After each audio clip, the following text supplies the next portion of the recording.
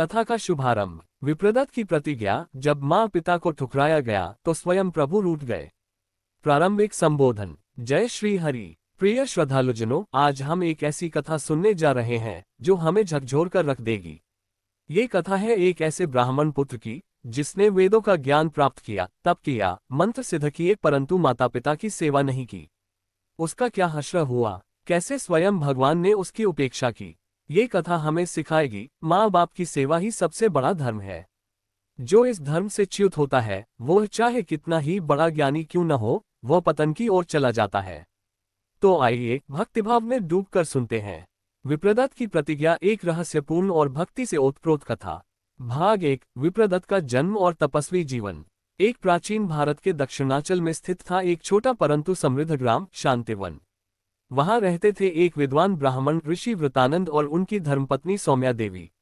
वर्षों तक तपस्या और यज्ञ के बाद उन्हें संतान रूप में पुत्र प्राप्त हुआ, विप्रदत्त बचपन से ही कुशाग्र बुद्धि, संयमी और अध्ययनशील था। वेदों का पाठ करते समय उसकी आंखों में तेज और मुख पर दिव्यता झलकती थी। ऋषिगण आश्चर्य करते, यह बालक तो अवतारी है। परंतु एक दोष उसमें अनजाने में समाहित होने लगा, अहंकार। वह सोचता, मैं वेद जानता हूँ, मंत्र सिद्ध करता हूँ, संसार में मुझसे श्रेष्ठ कौन। समय बीता, माता पिता वृद्ध होने लगे, पर विप्रदत्त साधना में लीन, यज्ञों में मग्न, नाम यश में आकंठ डूबा। माँ ने कहा, बेटा तन दुखता है, जरा दवा दिलवा ला। विप्रदत्त बोला, माँ मैं ऋषि हूँ, मैं औषधियों के लिए नहीं भागता। पिता ने कहा, पुत्र मेरी दृष्टि क्षीण हो गई है, यज्ञ के दीपक का प्रकाश लाओ। विप्रदत्त ने कहा, पिता आप अंधकार में रहें या प्रकाश में, मुझे क्या। माता पिता के मन में पीड़ा हुई, पर उन्होंने शाप नहीं दिया, क्योंकि वे माता पिता थे जिन्होंने जन्म दिया था। भाग 2। अघोरी का आगमन और एक भयानक भविष्यवाणी। एक दिन ग्राम में एक अघोरी साधु आया, चेहरा राख से भरा, आंखें अग्निसमान। विप्रदत्त ने उसे देख उपेक्षा से कहा, ये कौन अपवित्र आगंतुक है। अघोरी हंसा, मैं अपवित्र नहीं पुत्र, अपवित्र तो वह है जो माँ बाप को तुच्छ समझे। विप्रदत्त चौंका, तू मेरे विषय में क्यों बोले। अघोरी बोला, क्योंकि तेरे भाग्य में लिखा है, तू जिस देवता की आराधना करता है वही तुझसे रूठने वाला है। विप्रदत्त क्रोधित हुआ, तू कौन होता है भविष्य बताने वाला। अघोरी शांत बोला, जिस दिन तेरे माता पिता इस धरती से विदा लेंगे उसी दिन तेरे पुण्य नष्ट होंगे। जिस देवता का तू जाप करता है वह तुझसे मुंह फेर लेगा और तू भटकेगा योग के मार्ग पर, परंतु प्राप्त कुछ न होगा। विप्रदत्त हंसा, मुझे माँ बाप की सेवा नहीं करनी, मैं संसार को ज्ञान दूंगा। अघोरी ने आशीर्वाद नहीं दिया, वो चला गया, पर उसकी बातें गूंजती रहीं। भाग 3। माता पिता की मृत्यु और पहला संकेत। समय आया, माता सौम्या देवी ने अंतिम सांसें ली, पुत्र की ओर निहारती रही, वह आया नहीं। ऋषि वृतानंद भी विदा हुए, उनके हाथों में जल की जगह खाली पात्र था, पुत्र ने तर्पण नहीं किया। और उसी क्षण विप्रदत्त की ध्यान शक्ति टूटी, उसका मंत्र सिद्ध होना बंद हो गया।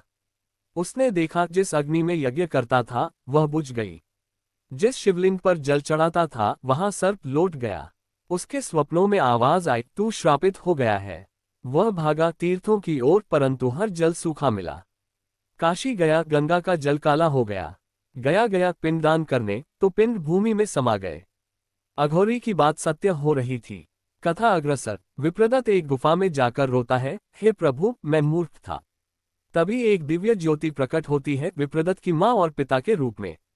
वो कहते हैं, पुत्र हमने तुझे क्षमा किया, पर जो सेवा नहीं की उसका कर्मफल तो मिलेगा। तभी भगवान प्रकट होते हैं, कहते हैं, जो माता पिता की सेवा नहीं करता वह मुझसे कितनी भी भक्ति करे उसका द्वार बंद रहेगा। विप्रदत्त पछताता है, भटकता है और अंत में एक वृद्धाश्रम में रहने लग जाता है। वहां वृद्ध जनों की सेवा करता है 12 वर्षों तक, बिना नाम बिना यश। और 12 वर्षों के बाद उसके अंत समय में भगवान विष्णु स्वयं दर्शन देते हैं।